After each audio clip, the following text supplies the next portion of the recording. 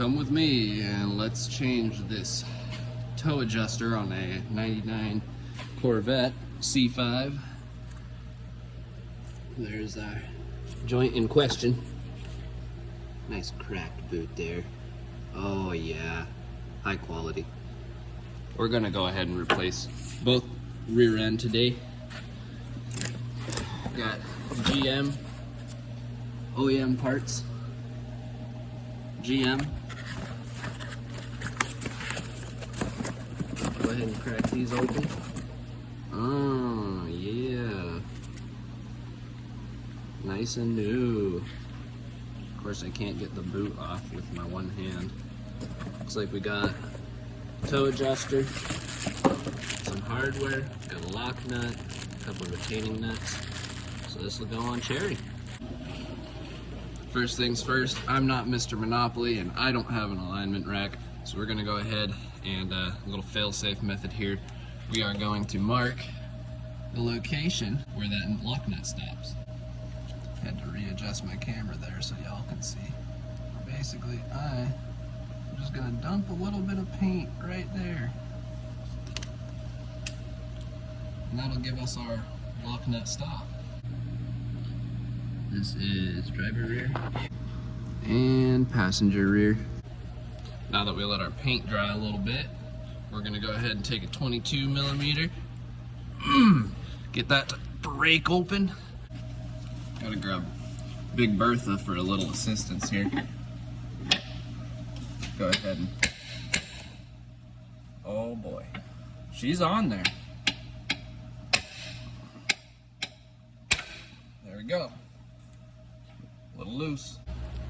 Now we're gonna go ahead and take our 18mm, see if our little Milwaukee can't pop this out. Oh, like butter. Now there are a few tricks you can do to get these tie rod end type joints out of the knuckles. You can go ahead and you can whack on that knuckle with a good hammer. If you're reusing your joint, you don't want to knock on the top because that's going to go ahead and bend your stud and mess up the threads on the stud. However, I like using this little guy. So with this guy extended, I'm going to take the 2-prong side, go up underneath the joint and put the single prong on top, just like so. Sometimes this top, it'll slip off and it takes a few tries to get it in the right spot. But we're gonna go ahead and try to zap this bad boy off. 19mm. Hop right on there. Watch your eyes.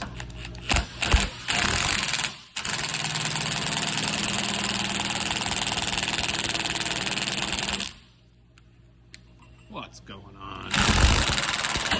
There it goes. Cash money. You can go ahead, take your lock nut off, slip your joint out, bada bing, bada boom, knuckles out the way.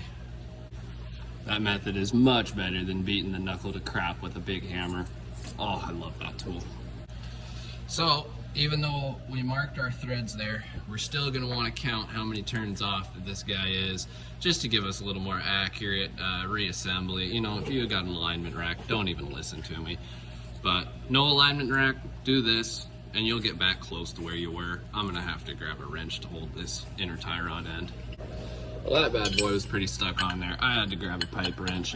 Just went ahead and went right there on the end. Counter held with my wrench up top on the inner tie rod there and broke it free. So now that we're loose, we're gonna wanna go ahead and count how many turns out we are. Oh boy, this thing. Oh, she's still so tight.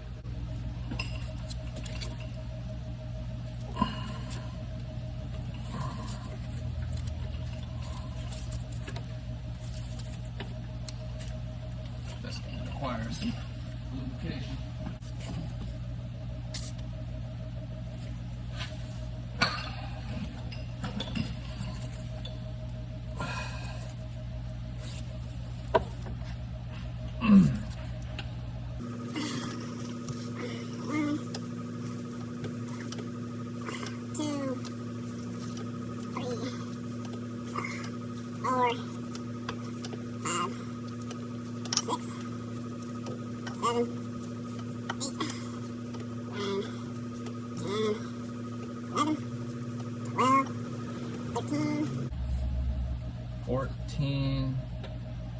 1/4.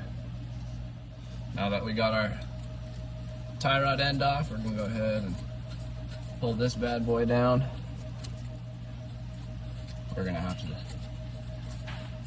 really be eyeballing. You can almost see where our threads are nice and dirty, where this nut hasn't been. So we'll get it nice and close back and go ahead and reassemble. Now that we've gone ahead, got the old one removed, we're gonna compare it to our new part here. Given this is a OEM GM part, I don't see why there would be any difference, but we always like to check. And those look like they are about the perfect length, so that's awesome. We're gonna go ahead and take these parts and reassemble. So, first things first, grab the chair. We're gonna go ahead, take our lock nut, slide that guy back on, and we're gonna get it generally right about to the area where the old one came off.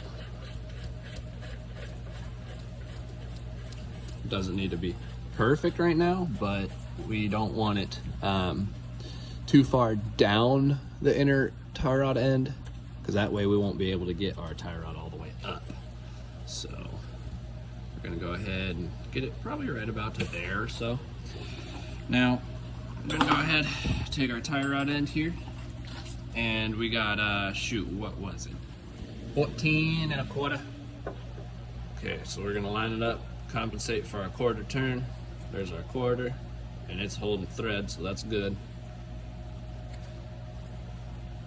We got 1, 2, 3, 4, 5, 6, 7, 8, 9, 10, 11, 12, 13, 14.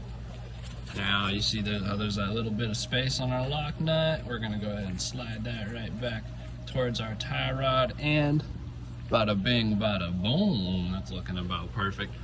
While we've got everything loose, angle our knuckle back,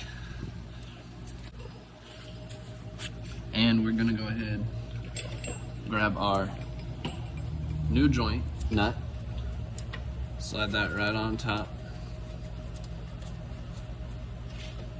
Boom, now to torque everything down. Or take my wrench off of here. Whoops. Now here's our installation procedure. You'll see here we have our outer tie rod end jam nut, or lock nut as I have been calling it, which it is a jam nut, and our tie rod end stud nut. We're going to go ahead, install the outer tie rod end to rear suspension adjustment link, did that. Install the outer tie rod end into the suspension knuckle, did that. Install outer tie rod end nut, and that is where we are. So tighten the outer tie rod end nut to 15 foot-pounds to seat the outer tie rods. So we're going to go ahead, get this seated up to 15 foot-pounds. And we're spinning the joint. So what we're gonna do to prevent that joint from spinning while we're trying to torque is we're just gonna go ahead and take our T40, put it into the stud of the tie rod end, take our 18mm wrench, and go ahead and snug it up just enough to where it won't spin that stud while we put our torque wrench on it.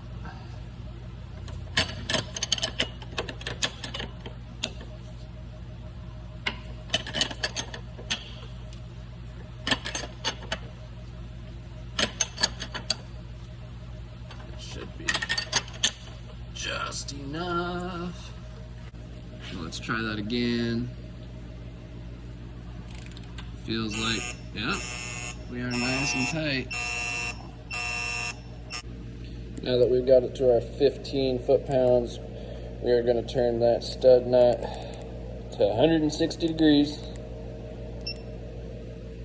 And then, once we hit 160, we are going to check that the stud has hit a minimum of 33 foot-pounds. So we're going to go ahead and watch that grow. Rising, rising, rising. Get about 50 degrees out of it there. Coming for another.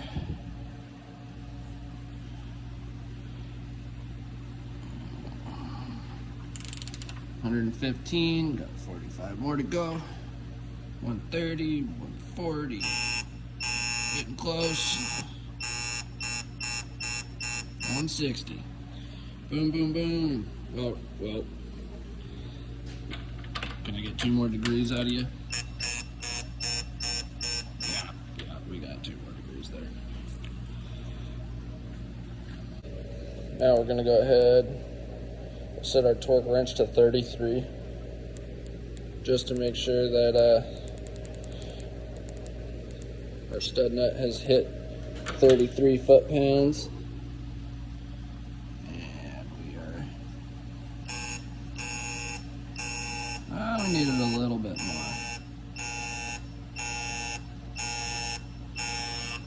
30. 31. Spinning stud maybe. 32. 33. I'm gonna go ahead and take my red marker. Make sure I mark that just to say, hey, that's torqued. Now there's no torque specification for this jam nut. So what we're gonna do, we're gonna go ahead and get her snug, tighten her up as good as we can.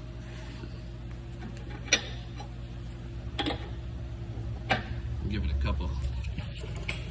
couple taps with the hammer just to make sure she's nice and snug. And my last step, just to make sure nothing moves,